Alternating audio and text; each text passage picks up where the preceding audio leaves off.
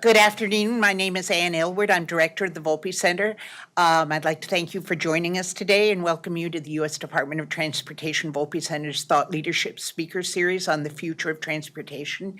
Today is the fifth event in a 10-part series. Special thanks to our stakeholders who link in by webinar. We appreciate your engagement.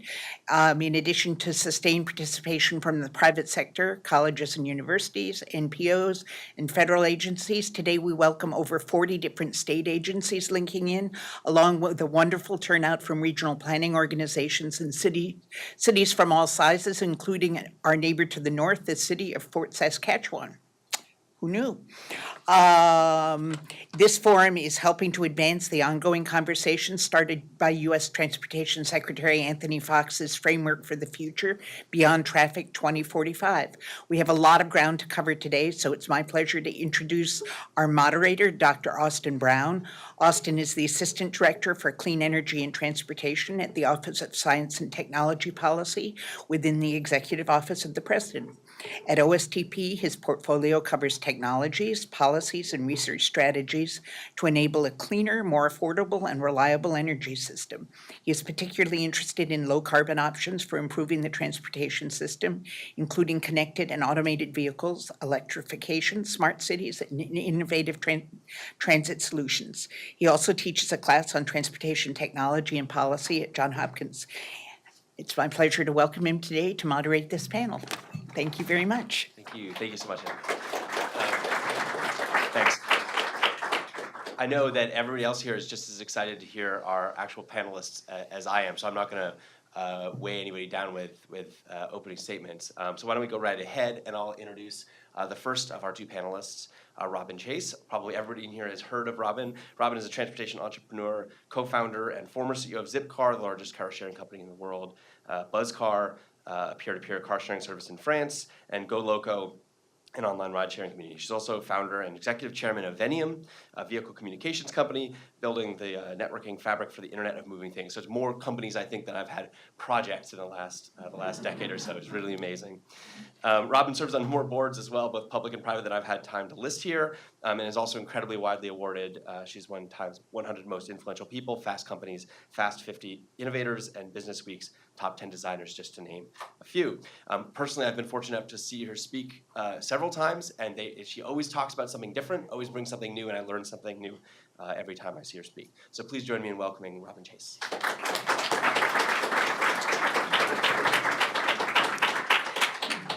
So this is an exciting topic for me, and this is the first time I'm giving this talk, and it's something that's really occupying my mind all spring for the last 6 months, and I think it's the most fascinating thing we have ahead of us. So the biggest surprise for all of us was automated vehicles are actually here. It's not science fiction, and I feel like every time I look up, it gets closer instead of farther. Someone said to me, so is it 5 years away? He says, everything's 5 years away. I said, no, not only that, it's not 5, it's like 3.5 years away now, 3 years away. So when we see it coming, so what are the responses? So government says, yeah, here are the safety and jurisdiction rules. Thankfully, they finally came out.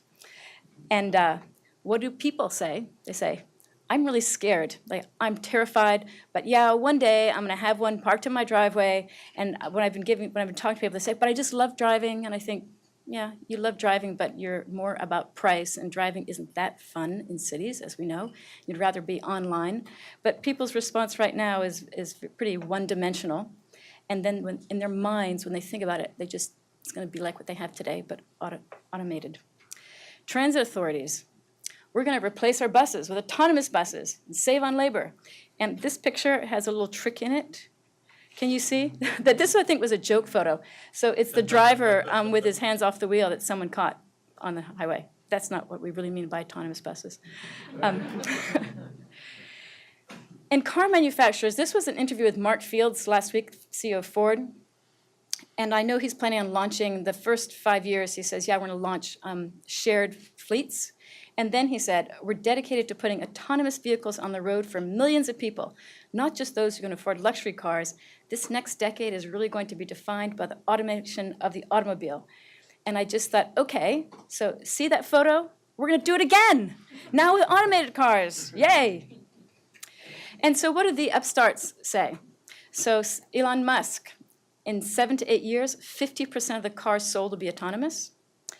John Zimmer last week, by 2025, private car ownership will all but end in major US cities, and I want to say I'm in that camp. And Uber, CEO, there's an urgency to our mission about being part of the future. This is not a side project, this is existential for us, which is just to say it really truly is happening now, and the transition, I think, in major metro areas is going to be really, really fast. And then all this discussion, here's this cute little thing like, yeah, here I am, this little sweet thing that's going to completely revolutionize everything.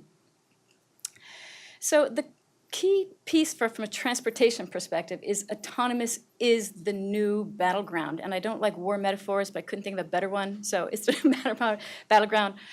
All AVs are not alike. I left out a key word there. So we have this choice. We have autonomous vehicles that are going to swap out our personal internal combustion engines for personal AVs. Might be electric, might be not, is not guaranteed. I keep asking CEOs of AV companies if they're going to be EVs too, and I'm not quite convinced what the answer is going to be on that. Or they can be something I'm calling here FAVs, fleets of autonomous vehicles that are electric and shared. And this is really a huge choice. We have these two paths, and I see the AVs, and I see my little things, mirrors came out, as what's going to be hell. It's like a wait-and-see approach. And heaven will be if we're really proactive about it and we can get to faves. So what I'm really struck by as I've been listening closely to the press, to cities, to states, to governments, is that they are really focused on this first order thing, which is the safety and the jurisdiction. And then the question is, and then what happens? I think the second order, which are actually kind of first order things, are incredibly important, and they're kind of neglected in the discussion. So I'm not going to go through this. This is kind of, if someone gets my slide deck afterwards, this is the hell scenario. And let me just speak a little bit about the taxes here. What really struck me is that if we get to the place we want to get to, which is shared electric vehicles, we're decimating our already crummy transportation infrastructure revenues. So we earn through taxation appropriately and user fees, $206 billion a year of revenue. And the current sources are gas taxes, tolls, permits and fees, tickets and fines and parking. When you have electric AVs, you're not getting any of those things. And if we manage to do faves, as in shared, get more people per vehicle, tolls too will decimate. So I was talking to someone who knows a lot about this. Actually, I have to have him remain nameless. And I was quoting 60 to 90%, and he said it's going to be up on the higher end of what you're imagining. So we really have to rethink our entire our taxation. And this is one of the things I really love about this discussion of the future of autonomous vehicles. It's going to happen really fast. I think the economics are so incredibly compelling that that's in cities. I don't want to say anything about what's going to happen outside of cities, but in cities, the economics for both the supply side and the demand side are very compelling. From the supply side, if I can get rid of a driver, that's incredible. And from the demand side, I really believe we can get this door-to-door at the price of a subway ticket, so it's way cheaper than what I'm doing now if I own a car. So we have to address this. And then just the second order effects after that, so the loss of taxes from all of the labor that we'll be losing and the businesses that are going out of business. So this is a really serious issue. So if we look at this job loss, I just went and found some numbers. So we don't need drivers. If we don't need drivers, there's 3.5 million freight and delivery truck drivers. There's 665,000 people who call themselves bus drivers. In New York City alone, there are 90,000 licensed drivers with the TLC. That doesn't count people who are driving with Uber and Lyft who haven't categorized themselves as a licensed driver. The insurance people that work with it.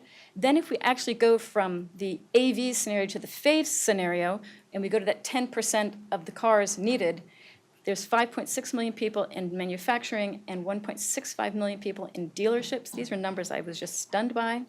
And then, of course, when you go from the 100% of cars to the 10% of cars, you get the vehicle cleaning, maintenance, repair that completely falls out, electric, no gas stations, and all the waiters and cooks that are feeding those truck drivers. So I just want to impress upon you, this downside happens whether or not we have the heaven or hell scenario. We get a bad downside on both sides.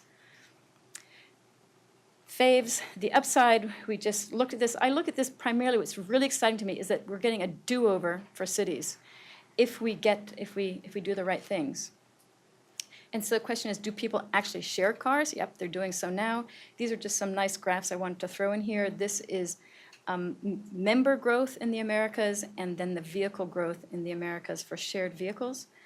And from an economic perspective, I'm feeling very confident that the first electric vehicles sold will be fleet vehicles and will be shared because you can get higher utilization on it, right? They're going to be more expensive and you're going to want to get more bang for your buck. So those first ones will be that way.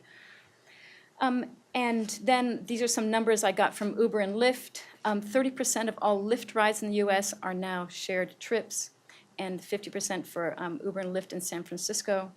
So what I know from that is that people, and this is my experience with Zipcar too, no matter what people say, economics leads them.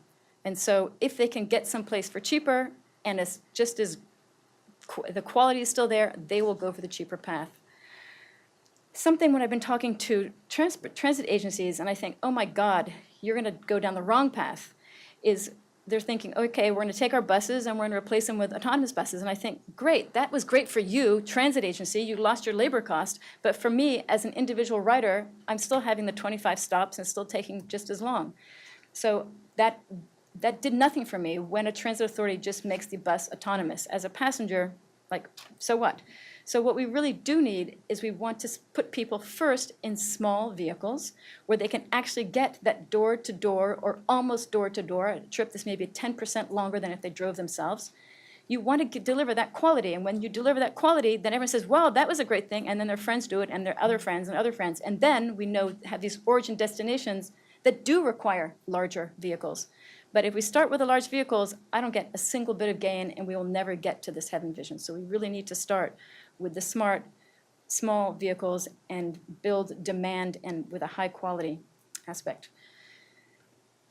This is a really kind of gross slide, sorry, and I just made everything dark since it was dark. I found the slide. And so I think a big issue ahead of us is going to be, can transit and autonomous vehicles coexist?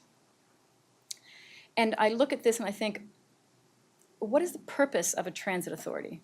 Its ultimate purpose is to provide quality, affordable access to everyone.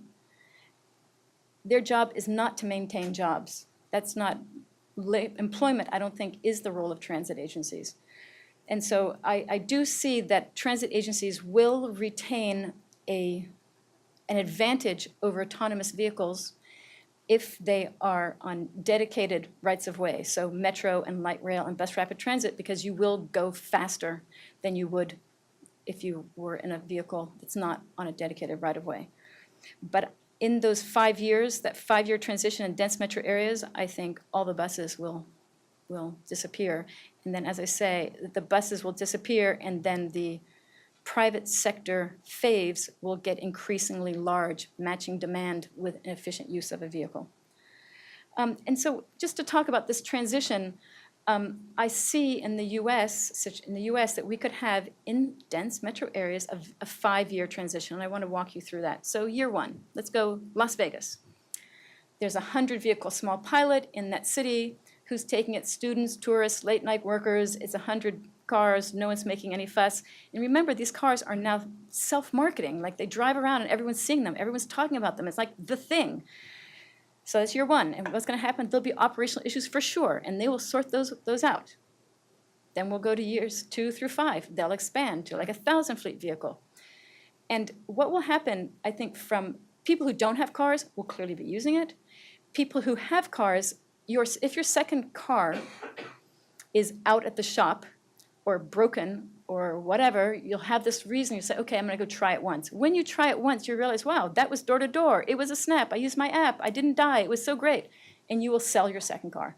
And then after you sell your second car, when you have to go and figure out, when you make these big choices, this is what we learned at Zipcar, when people make big choices, they got a new job, they have a big repair bill, they have to buy a new car, then they'll reflect and think, why am I owning a car? And so that's why I believe it will be very fast transition, because within 5 years, people will be able to reflect, what in heck, why am I owning a second car? Definitely not. And why am I owning a first car? Because I can use these vehicles. And I do think they will be complemented outside for intracity trips in these first years, because I think they'll be geofenced, by things like Zipcar and car rental for your longer trips.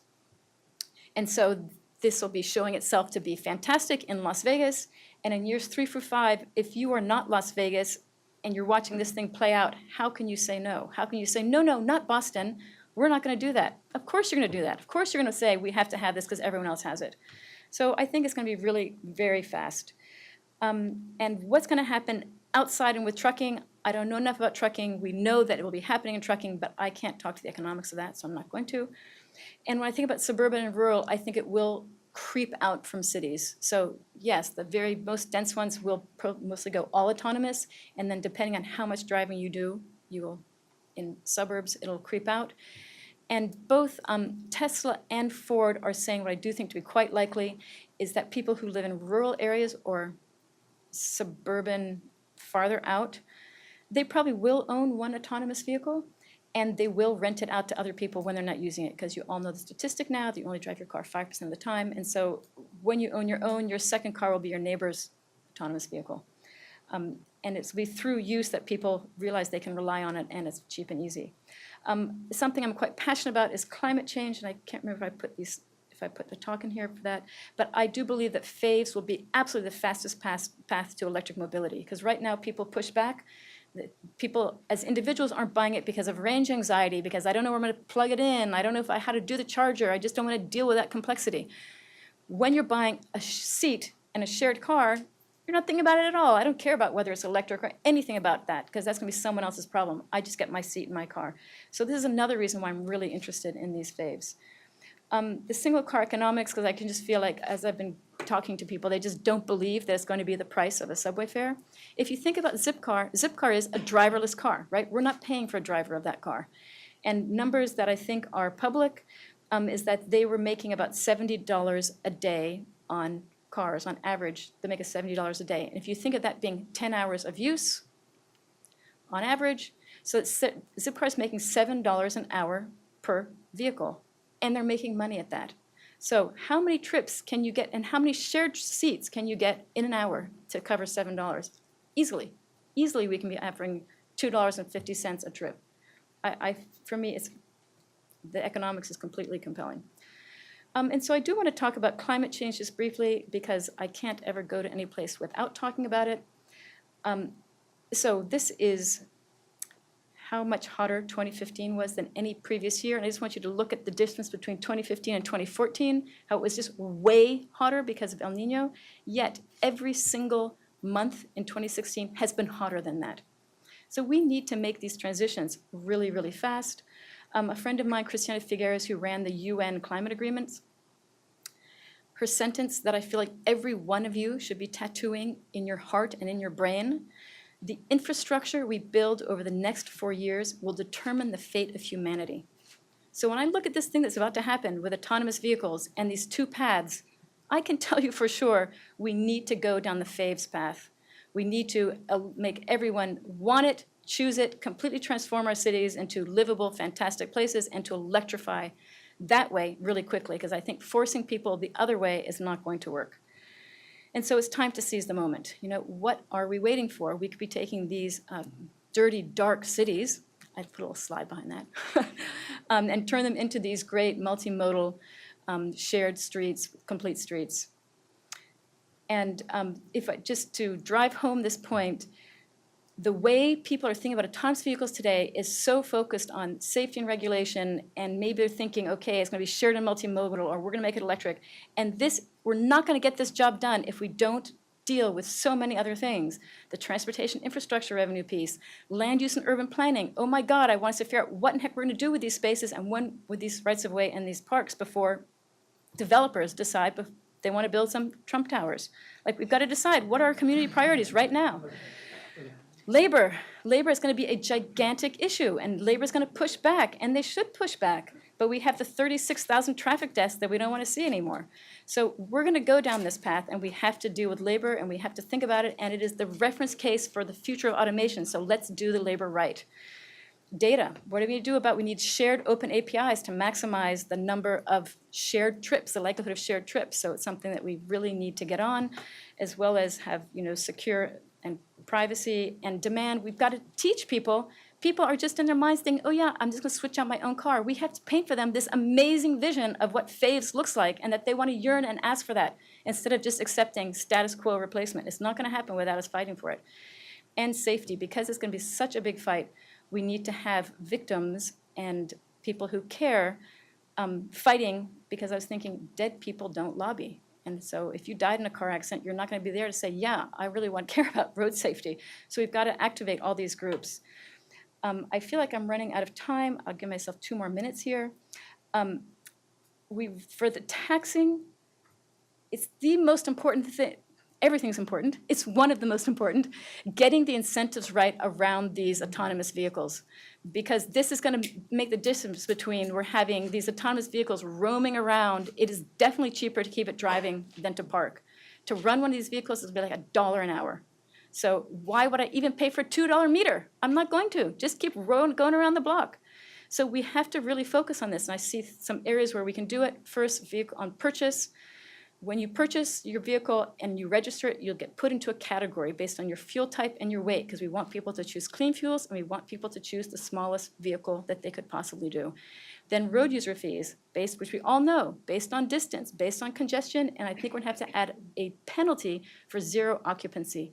And this is a really serious thing that we have to have, because I'm telling you, the marginal cost of running this vehicle is nothing.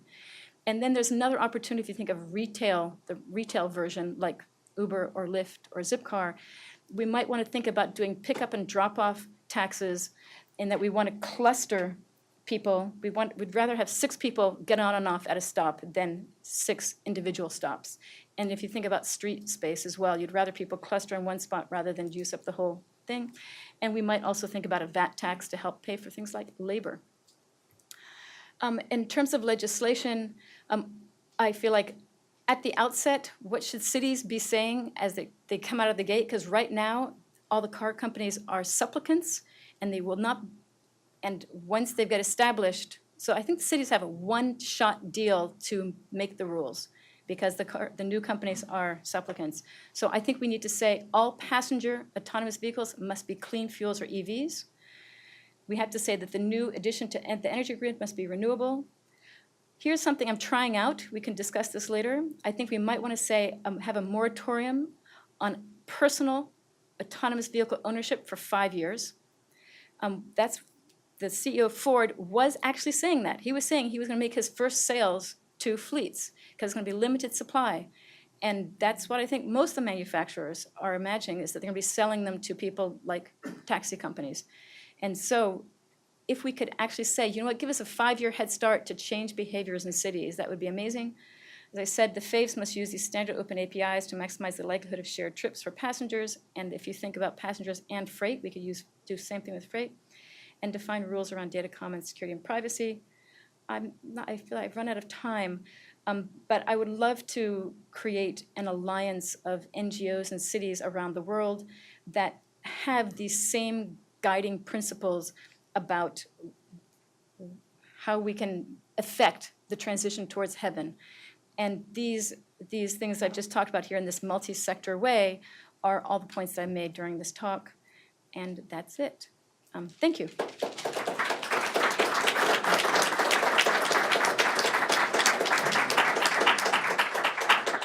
Wow, an immense amount to think about in a really compact amount of time. That was great. Thank you so much, Robin.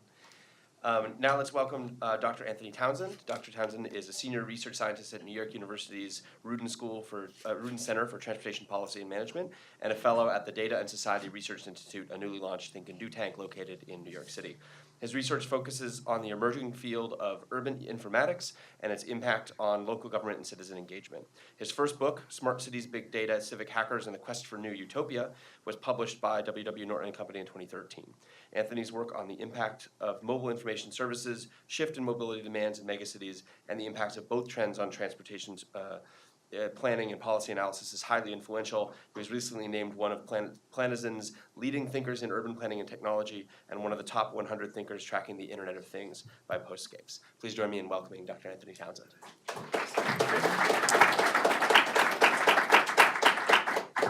Well, thank you for coming, and thank you, Robin, for a really informative and inspiring presentation to follow. I think cities right now, and I'm also going to talk about cities because that's my area of expertise, their heads are spinning around this topic. The Pittsburgh launch with Uber caught a lot of them, I think, by surprise. You've seen, Gail Brewer in New York City, the Manhattan Borough President, hastily convene a panel of speakers to think about what this means for New York City, just in the last week. This has got people chattering. Of course, the federal guidelines as well, which I think said a lot less about what's going to happen in urban areas than many people hoped or expected in urban policy circles, has left kind of a big hole for us to fill.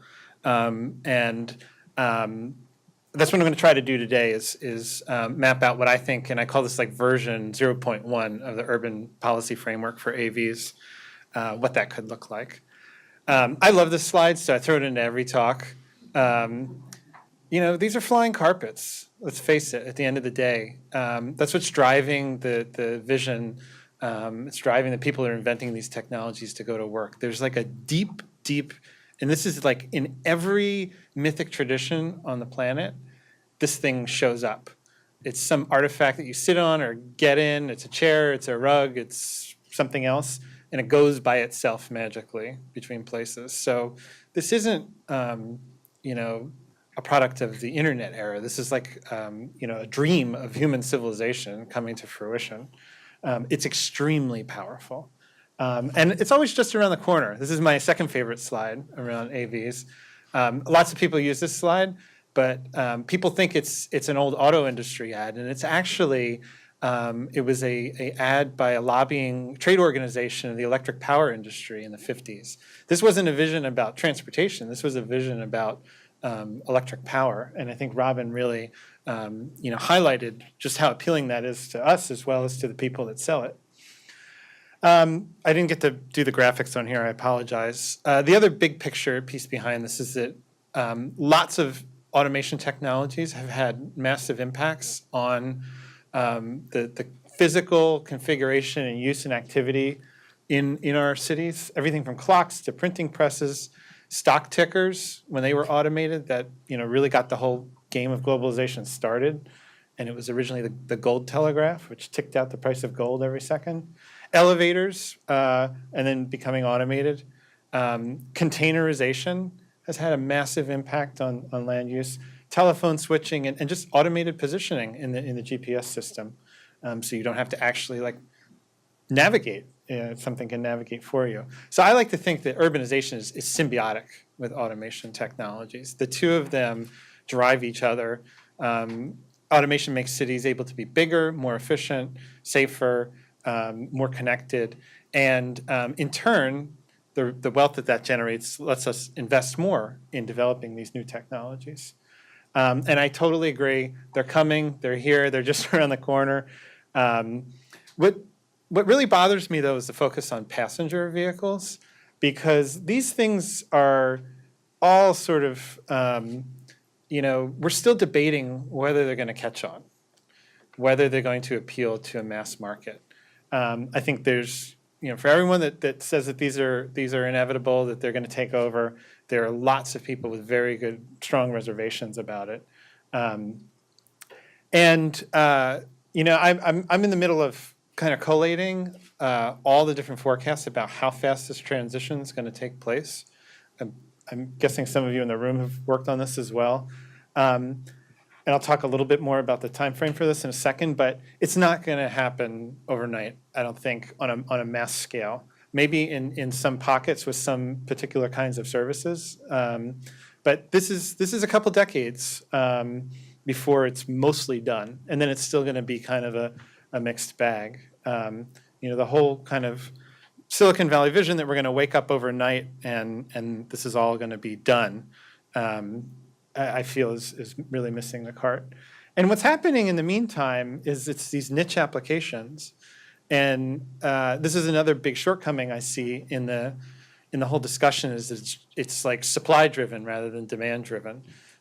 These are the people that are ready, waiting at the store for the door to open to buy this technology. It's trucking companies, it's the Amazons and the other companies that have to solve that last mile delivery problem. And I love this picture because, I mean, this thing's like invading the sidewalk. So it's not just about streets, it's about any urban circulation space. I had fascinating conversations about how buildings will have to be redesigned to allow these things to get to upper floors. It's a major challenge for architecture, but with tremendous opportunities. And then the bus thing, that's something I really like to dig into because I thought Robin's forecast was very provocative. I'm really interested in the possibility of automating buses, but I think it's going to be complicated how it plays out. But it certainly does change the economics because labor costs are the biggest obstacle to expanding bus transit frequency and coverage. And then the other thing, again, I keep coming back to what are the use cases for this technology, because that's where the really interesting, surprising stuff is happening. A couple of these are concept designs that IDEO published last week. One of them is, they call it the 21st Century Mule. It's a multi-vendor delivery bot that sort of trundles around a neighborhood, calling people and telling them to come get their deliveries. Whole new business model behind it. It's a whole new logistics infrastructure. The mobile office concept, 8 years ago when I started co-working, people told me, I'm crazy, no one's ever going to work in a shared office. Well, now, 20% of every new office building is co-working. So people are looking for new places and new ways to work. And the idea of putting an office, on a skateboard and letting it drive itself around the city to pick people up for meetings, it's not as crazy as it sounds. And this is just the beginning, so I really think it's important to look at this from the point of view of the designer, because otherwise we're looking at transportation. It's as if you were looking at the internet as an email sending medium, right? Like it's only for doing one thing, when in fact you're building a general purpose platform for all kinds of communication and exchange. So the way I think of this is like in the long run, a lot can happen in the big picture. There's certainly, I think this is the hell scenario that Robin articulated so well. If private AVs dominate, it's clear people are going to drive until they can afford, a McMansion. And we're basically going to accelerate and exacerbate what we saw in the 90s and the 2000s with metro growth in the US. Again, I think there's a real opportunity for buses. If you look at the NACTO guidelines for bus rapid transit, they think it's viable like anywhere above like 14 to 15 dwelling units per acre, which is essentially like really big American style townhouses. It doesn't require a European style settlement build out. But with automation, can it work in our existing single family kind of tract home neighborhoods? And run frequent BRT down those corridors? It's possible. And I think a better way of looking at it is the way Bill Mitchell described in his 95 book, City of Bits, which is still one of the best books on thinking about how technology and urban space interact, was this notion of fragmentation and recombination.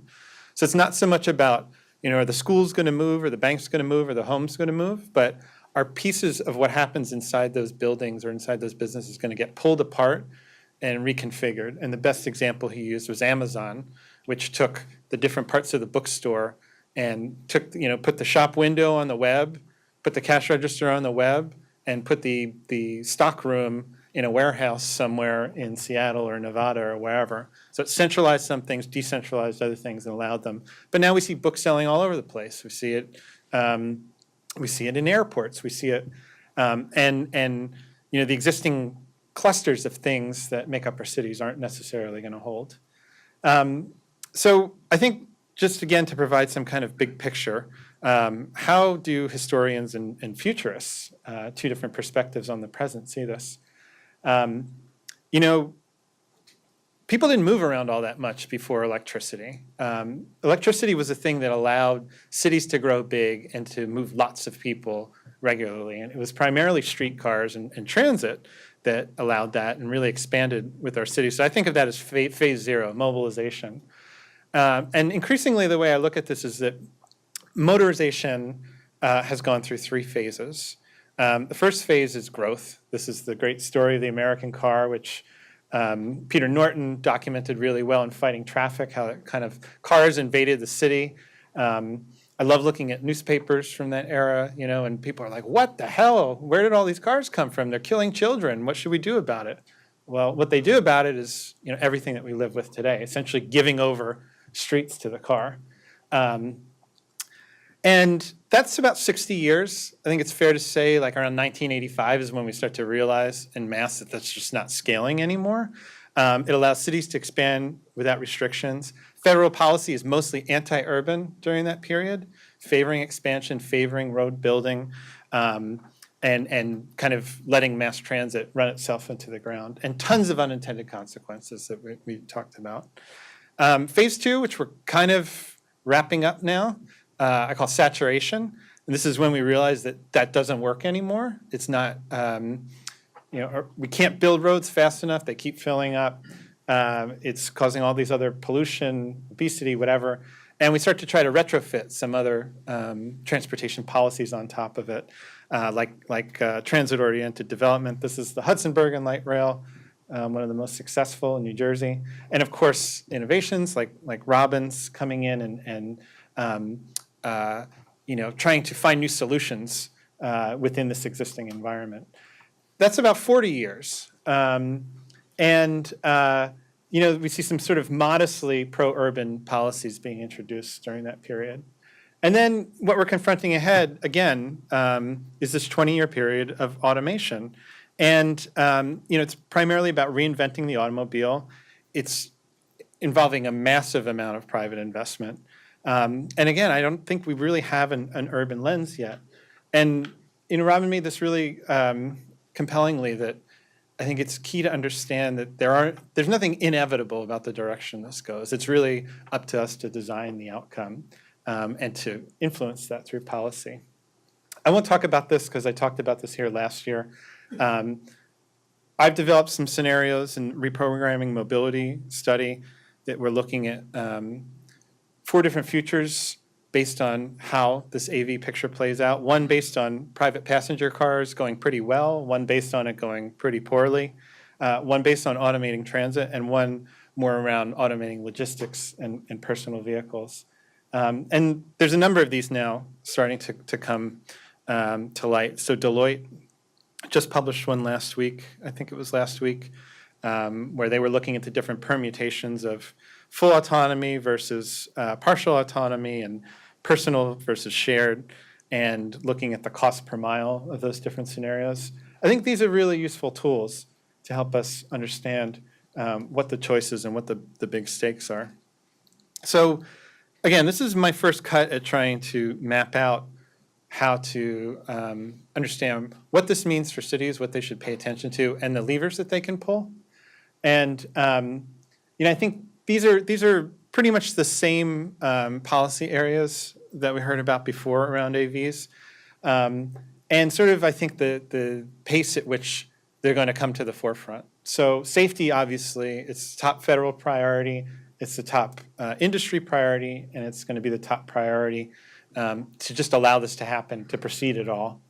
I'm not sure whether the impacts on transit are going to be felt first or the impacts on employment are going to be felt first. But I think they'll come around the same time. And of course, they'll be interrelated. And then the land use impacts, which are the biggest structural changes, will take the longest to see, the longest to understand which way they're going. I think in an ideal world, we'll tie these last 3 issues together under an accessibility framework and realize that what we're actually trying to do is make sure that people can get to the places that they're going. And that's how we should measure whether we're succeeding or not. There's a whole bunch of factors that are outside cities' control. I think the cost of AVs, short of taxation, energy and fuel costs, performance, whether these things are able to deliver the safety benefits they're claiming, whether they're able to deliver some of the congestion and traffic management benefits they're claiming, what the liability regime is, which will govern how fast they're rolled out, and whether they're shared or private, and how the data that comes out of these. So most of the things I think that Robin was saying we need to address, a lot of that seems like it needs to get addressed at the federal level. So what can cities pull? The U.S. cities have a pretty limited purview of what they can do. So I think of it in 3 buckets. The first is that they can regulate the use directly, and there's tons of tools here.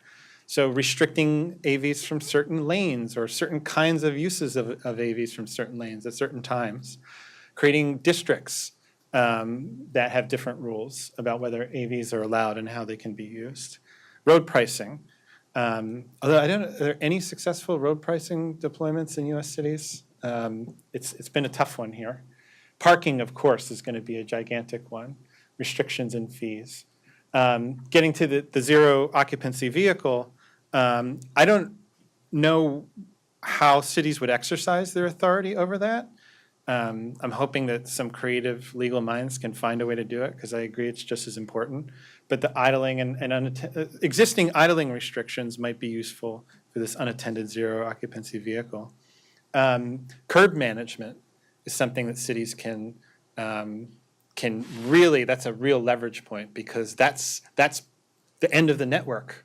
And the conditions you create to allow the Uber or allow the Amazon truck to pick up or drop off at the curb is where you can really start to put the hammer down and demand things from them. And it's very well established. Signal prioritization is a great one that cities could do to just wave the faves by, I guess. That could be our slogan coming out of this. And then taxi regulation, of course. Cities also can regulate through use, so how they spend their money and how they adopt this technology. I totally agree. It's fleets that are going to be, whether it's private or public sector fleets, are going to be the first big customers. So, everything from garbage trucks to the building inspectors' cars that drive around. New York did a lot of this when they adopted hybrid vehicles about 5 years ago. Transit vehicles can be brought over. You can demand things from your vendors that they use certain kinds of technologies and certain kinds of services. And then, cities buy a lot of transportation services from the private sector to get people to doctors and schools. Can start to require things in there?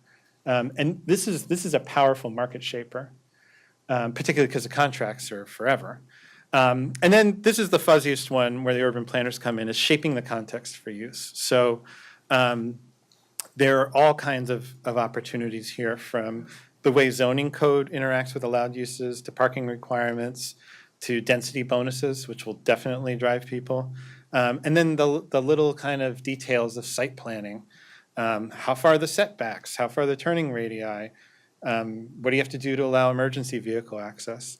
And then I've been getting a ton of inquiries about people who are building parking decks and want to know how to future-proof parking decks for this stuff.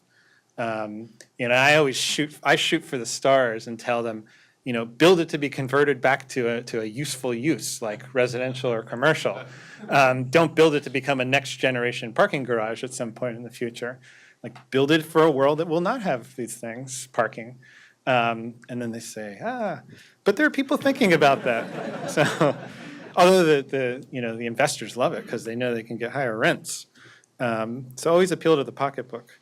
And one thing about this framework that I think is useful is that, if you think ride sharing is a good thing, it allows you to design these strategies where you're doing a whole array of stuff across these buckets, from incentivizing essentially carpooling, but maybe there's a tech piece to it, to expanding your own use of faves in paratransit, to zoning incentives that build whatever facilities it is that will make this more functional, whether it's holding areas or certain kinds of pickup and drop-off points.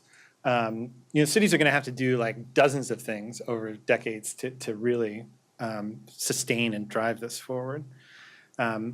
And I don't know why I threw this in, but I just recently learned about the story in Scott Bottle's book about the early days of the car in Los Angeles. That there was a point very early in the history of Los Angeles when the first people started buying cars, that they were mostly using them to run jitney services from the Pacific Electric Railroad, the essentially streetcar network. And I mean, this was like the main way of getting around in Los Angeles. I think in like the 1910s. I mean, so much so that there were like people writing songs about it. That's what that thing on the right is. Take me out on a jitney bus, the 5-cent. They used to call them like the nickel lines because they were 5 cents. And these were like small entrepreneurs doing shared taxi services to provide last mile service around a sustainable, electric powered rail line. And it's like, wow, we've come right back to this. The reason why this didn't remain is because the streetcar lines saw this as a major threat and essentially got in cahoots with the city government to kill it off. And people started buying their own cars to get to the stations, and the rest was kind of history. It's a really interesting case of regulation working against sharing.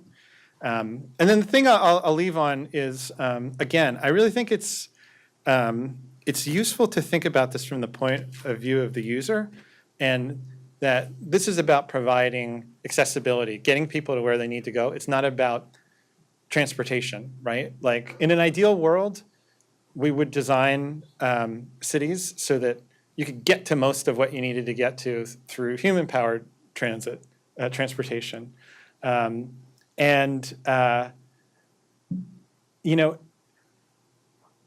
Should we be thinking about this from the point of the big users? So, and the things that cities will spend big amounts of money to get people to. So, healthcare choice, school choice.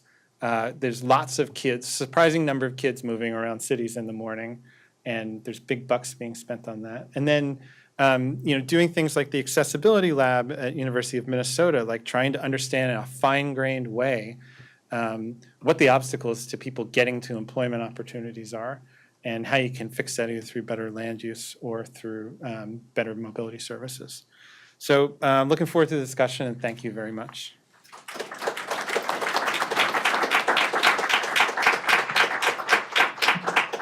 Great. Amazing stuff. So before, when trying to prepare for this, I spent a little bit of time and wrote down this kind of 2 pages of stuff I'd love to hear these two amazing thinkers talk about, and then was kind of checking things off as they covered them in their presentation. So they covered almost everything I was going to ask them, but I do think I had a couple that we at least didn't get to. That maybe I'll start by asking a couple of questions related to that. So one thing that came up only a little bit in passing was the connectivity of automated vehicles. There's an ongoing discussion out there in the community, I would say, of what the role is for connectivity, both with other vehicles and with infrastructure, and maybe with individuals and persons via phones. How important that is, how critical it is, and what benefits you can achieve from that, as well as what some of those challenges are. Apologies if that's too wide open, but does that give you enough to go on? I can do some of that. I was having a conversation just before we started here.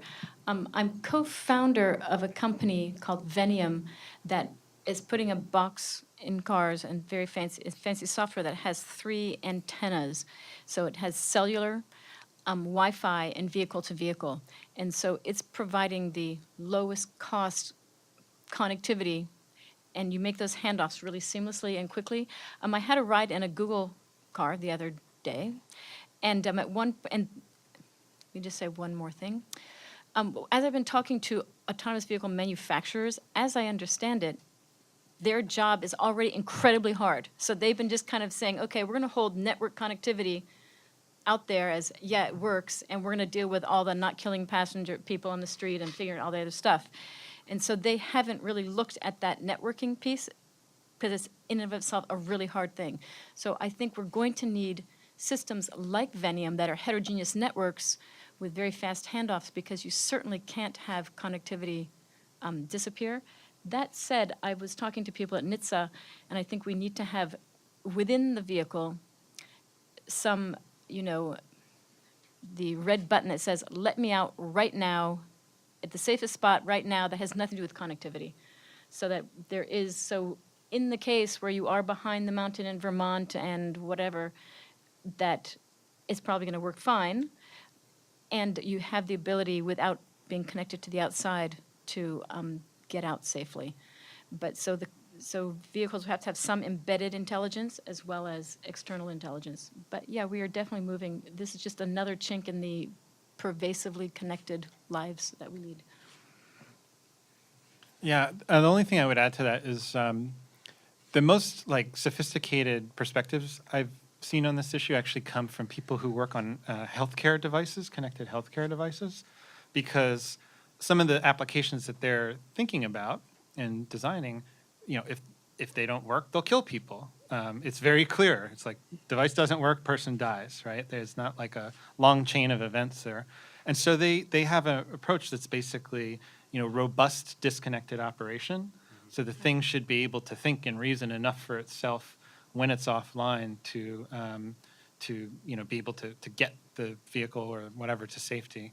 And what I think will be really interesting is when that kind of thinking starts to get pulled into the whole urban resilience conversation, because just before the panel we were talking to Ellen Bell here at the Volpe Center that they were having a panel on resilience last year and the power went out in Cambridge. So if you can't even get through a conversation about urban resilience without the infrastructure undermining your resilience, how are you going to get through running an entire city that way? I think it's just like a way of doing business. Great. So let's talk a little bit about maybe the most complex part of a very complex system, which is still probably going to be the human being.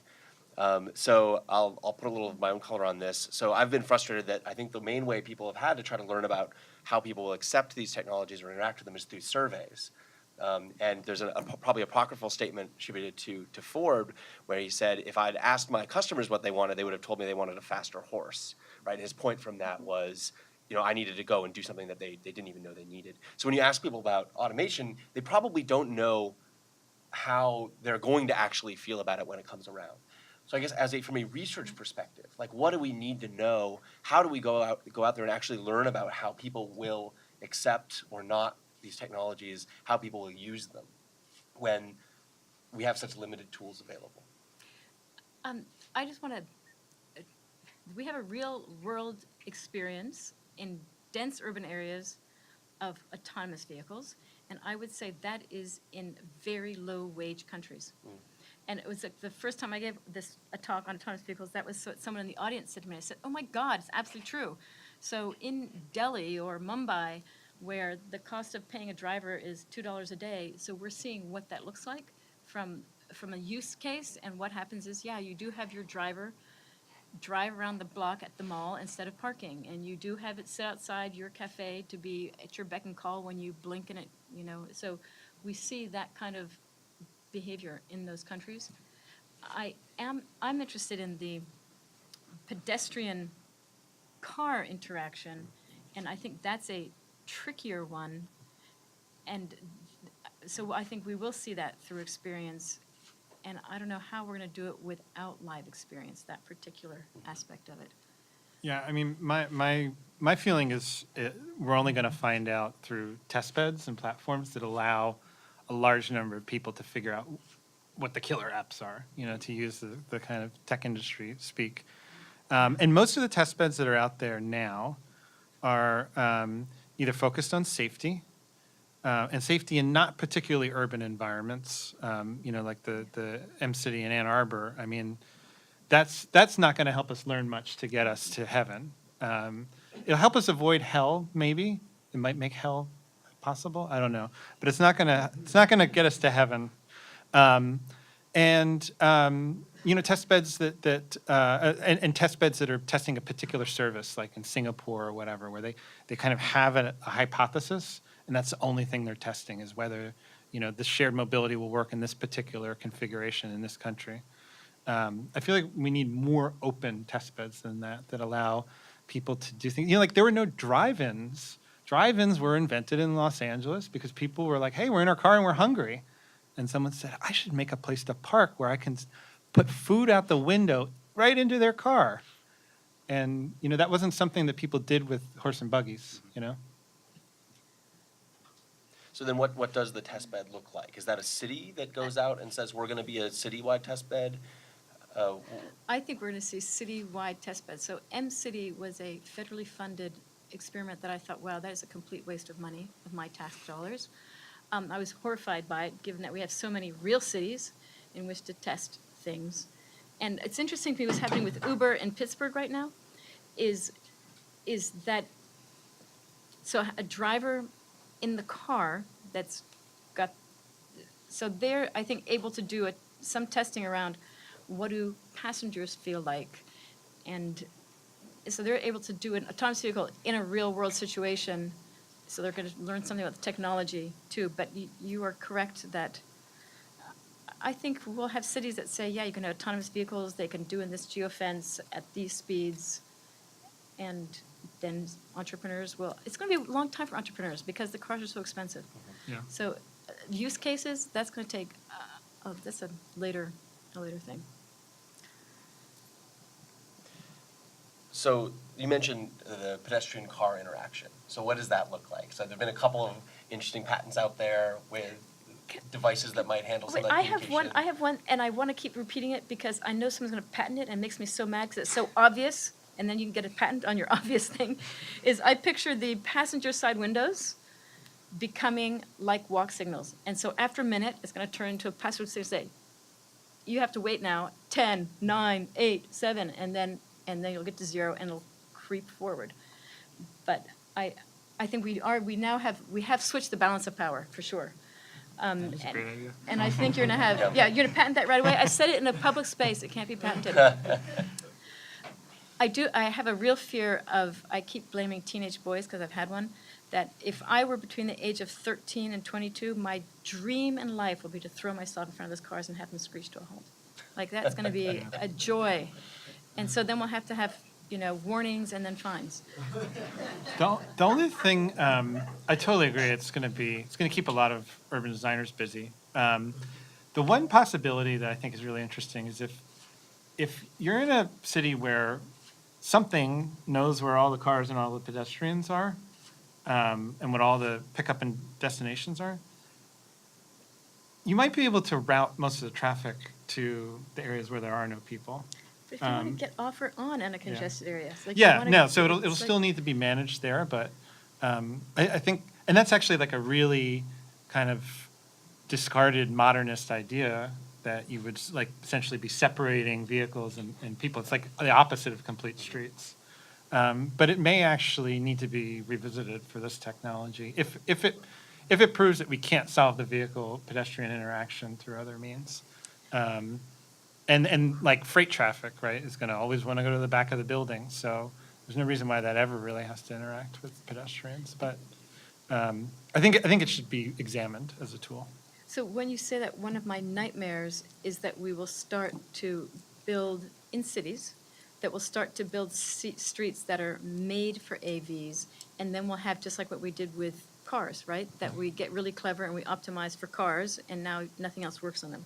So I would be voting in favor of not optimizing for AVs to make sure that we retain infrastructure that's multimodal and can evolve instead of getting extra clever. Well, I think the thing that's different is that you could use time. You could slice it up through time. So, if there's a street that's primarily pedestrian, but it's only crowded at night because it's a nightlife or entertainment district, you could essentially program that to fall over to primarily AV use at other times of day. I think the other advantage is that a lot of vehicle movements can be pushed to overnight hours.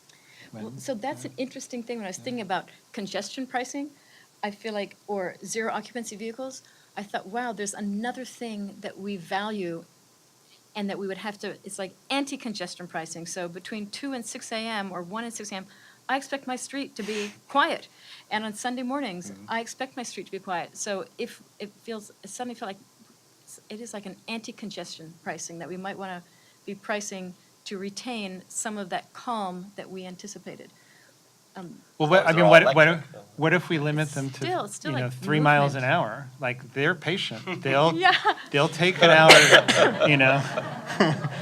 I mean, it's interesting how much flexibility there is. Yeah. That's the thing that always surprises me, is that, For freight, And- it could be. and that's why I like, whenever anyone says that this is inevitable, it's like, well, I can just change the program and then it's not inevitable, you know? That's what's different.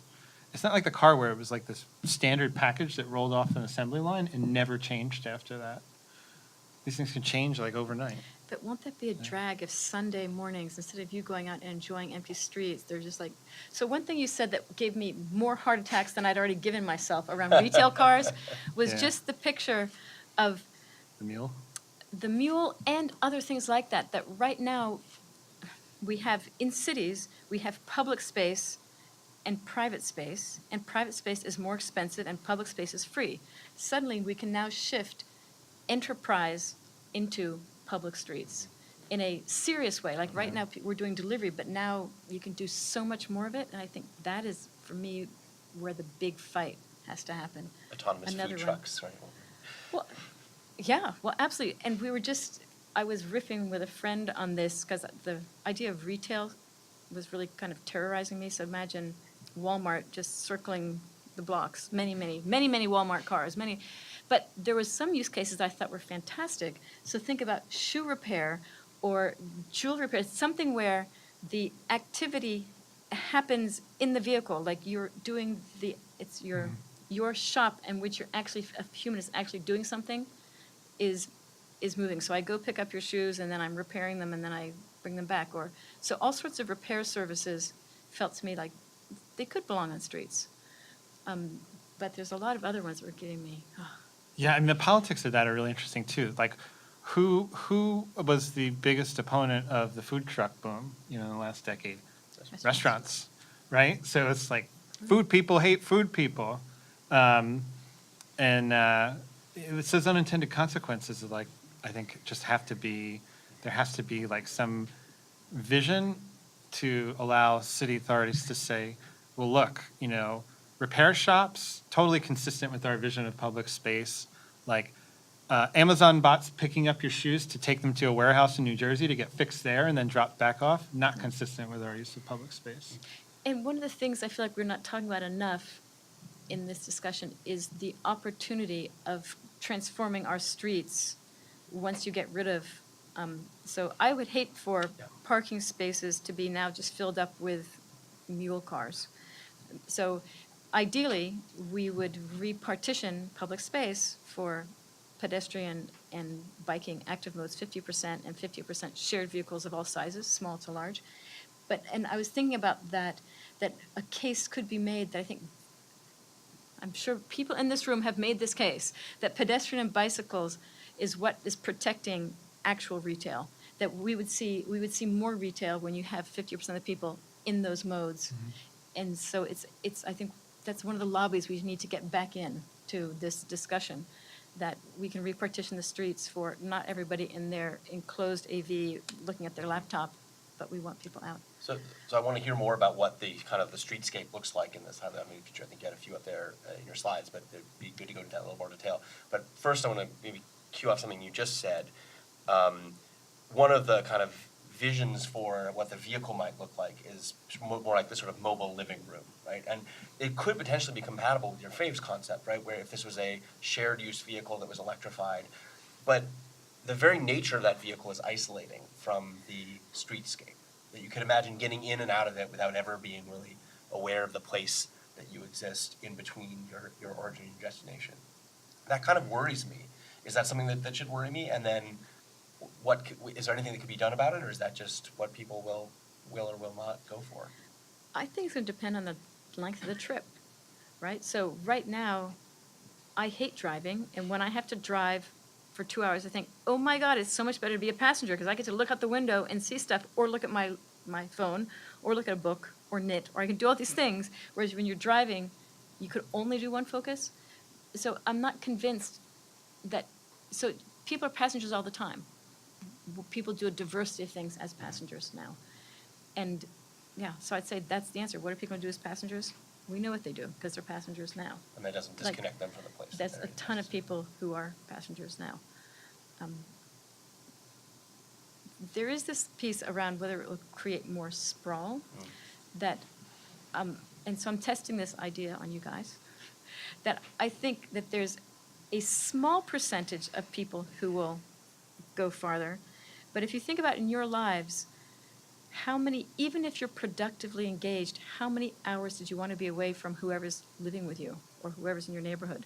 So if I have kids or a husband that I happen to like, you know, the fact that I can go 2 hours there and 2 hours back and be, you know, adding 4 hours of commuting to my day, I'm away from where I want to be 12 hours instead of 8. And so I think that the fact that I'm productive or not still doesn't mean I want to be away 8 hours. I want to be, or 12 hours. I want to be away a less time. So I think that mitigates against this idea that we'll just sprawl into eternity. Because no, you want to be home. You want to be with people that you are spending time with. Yeah, I'm really curious to see what like the early shared vehicles look like and feel like and how people use them and what the design shops at the car companies think the market is. So You to don't just think draw, it's going to be safety? It's Well, going to be like where the airbags no, going to be I'm positioned? like what the interior, But I probably. think that will be the, But like some of the concepts are starting to go in this direction, not of like the London Heathrow Airport utility trans, like it's a vanilla box that you get into, and you want to spend pretty much as little time as possible in it with strangers with your face and your device, and it's cost and convenience and safety. Or is it going to be like the slide I had in my introduction, which is like Joe Cool cruising in his pod car, picking up friends for a party, carpooling to work, sleeping, shagging, whatever it is you do will in they that car. face in? Well, so that's the thing. What will be the configuration of the seats? And I was talking with a manufacturer, and he was telling me, yeah, I was thinking that you actually want to say, okay, I want to rotate in so we can all be chatting, and now, like, I don't like you, I mean, whatever, I'm going to rotate out, or there's two of us together. But it's all going to be dependent on, he was reminding me, on safety bags. So, in fact, you can't have the shifting seat that I could be friends with you or, like, look out the window. So it's going to be, that's an interesting, really interesting question. I mean, it's really clear that all the automakers know they're going to have to be competing over the services that these vehicles offer, but I don't think anybody can agree on what the services that they want to be offering are, like what people are going to prioritize. And that'll be a culturally interesting thing. A rumor I had heard was that when people are using Lyft, or Uber Pool, they're expecting to talk to the person who's their shared passenger, and that is becoming the culture that you talk with them, unlike in elevators where the culture is you don't talk. So it'll be an interesting thing to think over these 5 years, as we have more passengers sharing vehicles, will it create a culture where, yeah, we think that we get in and we say hello and chat? So it'll be intriguing. Robin, one of my favorite things about your worldview is that you believe, and I think I agree with you, that we're going to be saved at the end of the day by the fact that people like each other. That seems to I'm be an hoping. essential component. I'm hoping. Are there questions out here? Yeah. Do you have a question from the webinar? We have a question from the webinar. There's a sense that there's a focus on when this is all going to happen, and how do you feel about whether or not planners are getting involved and engaging early enough in the process here to really ensure this isn't what happens in the city?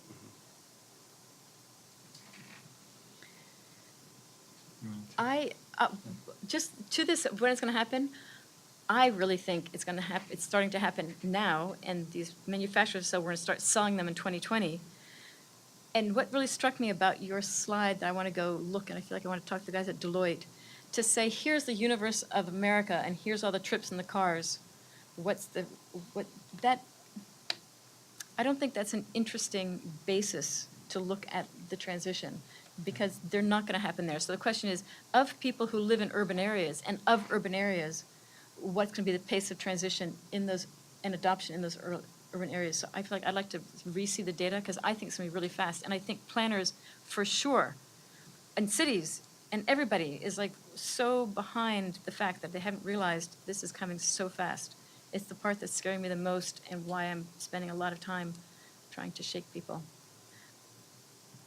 Yeah, I don't think that they're, the transportation planning research community is just starting to mobilize its conversations around this. So I don't think like practicing planners, even in the largest cities, really. You know, Gail Brewer's panel, the Manhattan Borough President last week, she had 2 representatives from city government, from Department of Transportation and the Taxi and Limousine Commission, which regulates taxi regulators. And they clearly had just started having their first interagency serious conversations about it, like within the last 6 months. So, you know, the biggest city with the biggest planning capacity is just kind of figuring out that this is an issue. So, do you mean, it sounds like maybe that points to a need, right? So one of the things Yeah, I was hoping to get absolutely. into is the Yes. federal role, and maybe Massive- that's a massive piece of that. need. But, yeah, did you have a question?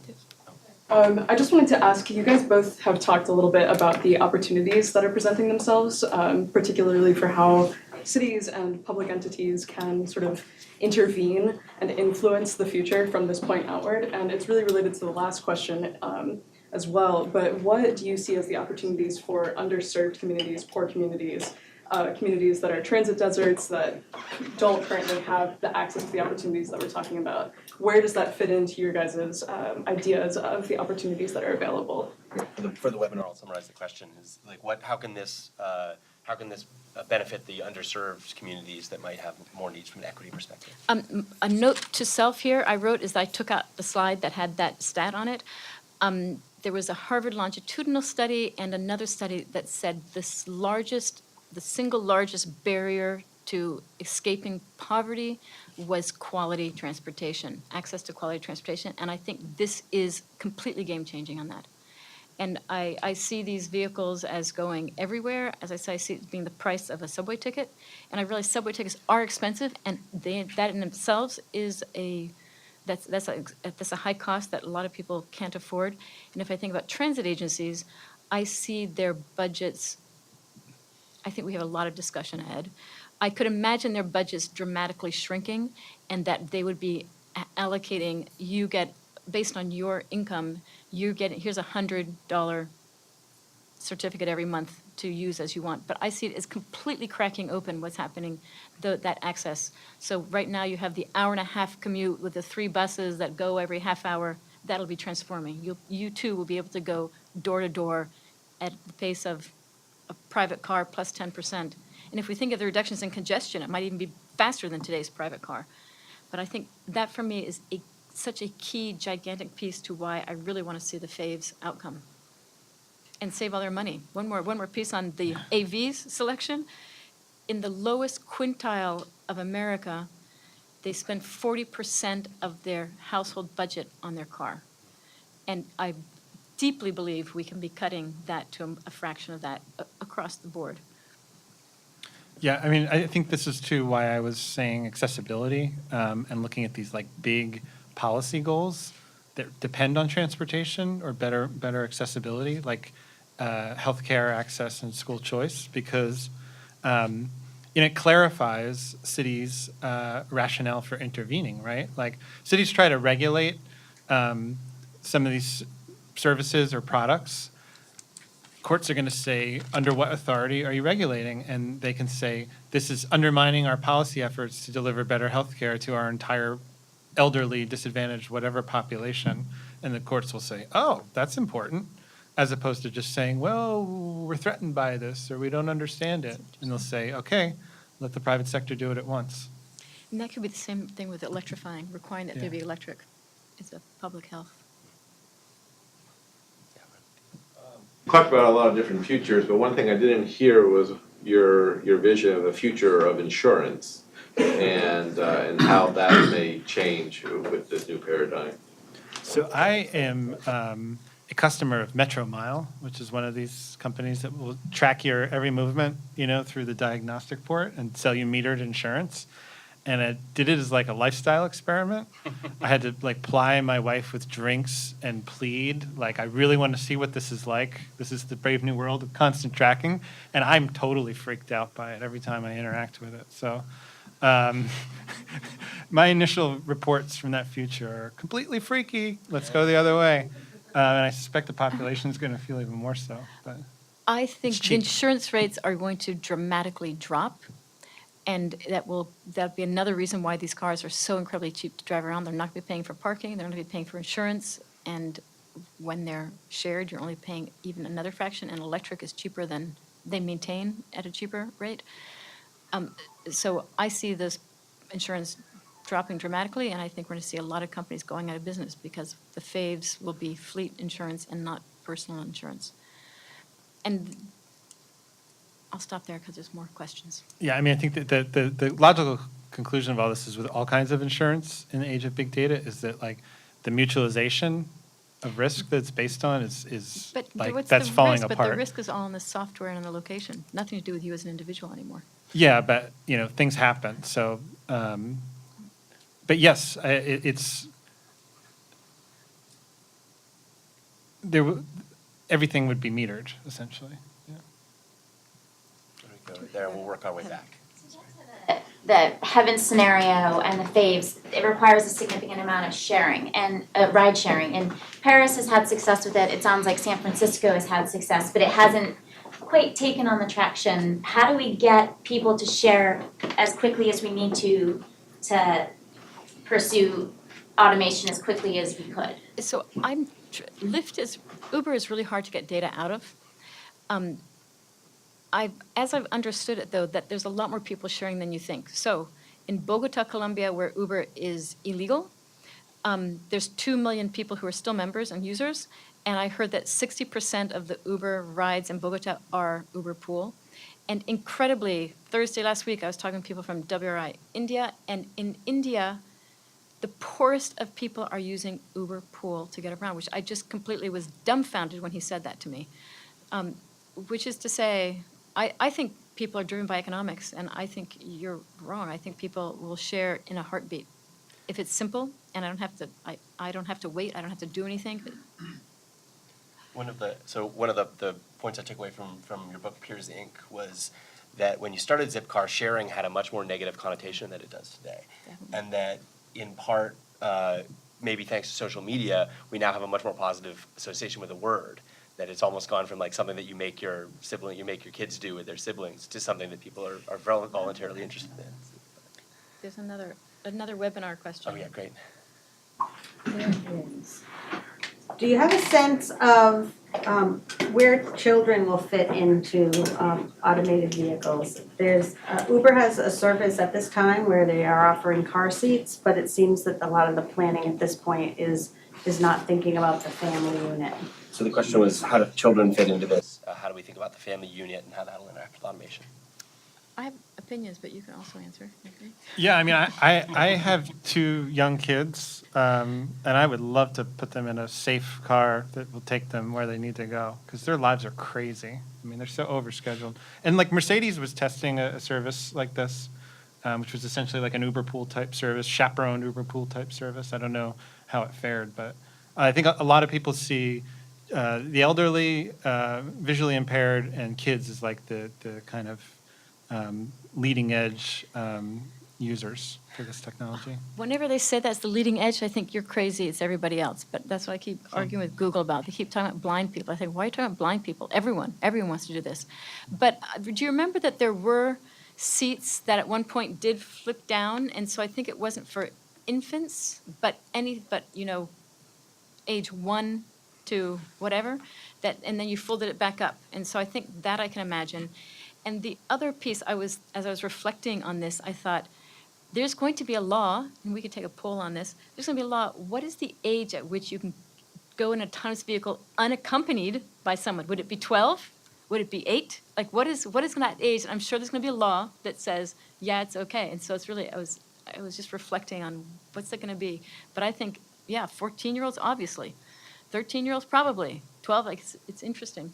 So I think, there's one other interesting aspect that I'll jump in before go on, that I was getting at when I was asking about the survey problem. So if you ask people, would you put your kid in an autonomous vehicle, which is a question that's often surveyed, very, very low percentage of people say they would do that, right?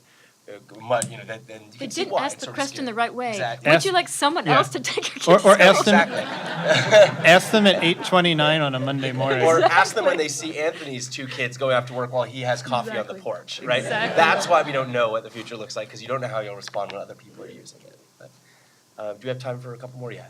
I saw two visions. Intercity buses, one where indeed it's kind of silly to automate them because they'll still go very slowly. And another whereas if you take out the driver, you'll have more opportunity to add to buses. Dr. Townsend, you said you'd expand on that. Which of those visions do you see occurring, and if so, how? I mean, I think they're all going to occur. I think also that what Robin charted in many ways was that it's automation of like trunk bus line will happen. It'll just happen afterwards, not in the beginning, or it should happen afterwards, not in the beginning. So I think there's a role for all different kinds of vehicle sizes. And again, it's the flexibility of the technology that allows you to craft a solution or service that fits whatever the need is, and then to change it tomorrow. If demand increases or different pattern of demand comes up or something else changes. Buses are flexible. That's what's great about them. Do you know what's interesting about that autonomous vehicle piece? Because right now, when we think about changing vehicle size, sure, you've bought all your buses are one size, but imagine if you have a diverse fleet size, because it's autonomous and you're not paying that driver, you could say, oh, after 9 a.m., we know we switch in and we just drive the little cars in for those things. So suddenly all of it becomes as you're pointing out, much more fluid. But I think any of that depends on everyone's using it, this vehicle size. But I think we will have on-demand buses that are going to crazy places. And so how big is that vehicle? It's kind of astonishing how many different ideas of autonomous buses designs have come to the market in like the last 6 months. There's at least a half dozen in Europe. There's a couple here. And they're all similar, but you can see like at the edges, some are thinking a little smaller, like 8 seats. Some are thinking 12, 16 seats. And it just shows me that the future is going to be like a much bigger variety of them. And you'll pick the vehicle for your particular transit service that allows you to do it economically. Just one more statement. So that OECD study that said, to your point, it said this was Lisbon, origin, destination, timing, number of people. If people shared cars, not rides, shared cars, you needed 30% of the fleet. If you shared trips and shared cars, you needed 10% of the fleet. And then, I missed the report that they did last May, said they remodeled everything with 6-person vehicles. You only needed 3% of the fleet with 6-person vehicles. And I was completely astounded by that. So this conversation clearly can and will go on indefinitely, but for today, I need to bring it to a close. Please join me in thanking our terrific panelists.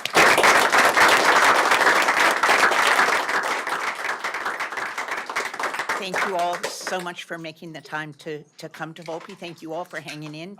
And tune in a week from today at noon on October 6th. Dr. Chris Gerdes, DOT's first ever Chief Innovation Officer, will be speaking on, catch this title, Government at the Speed of Silicon Valley. There's an oxymoronic title if I ever heard one. Thank you all for coming and have a great afternoon.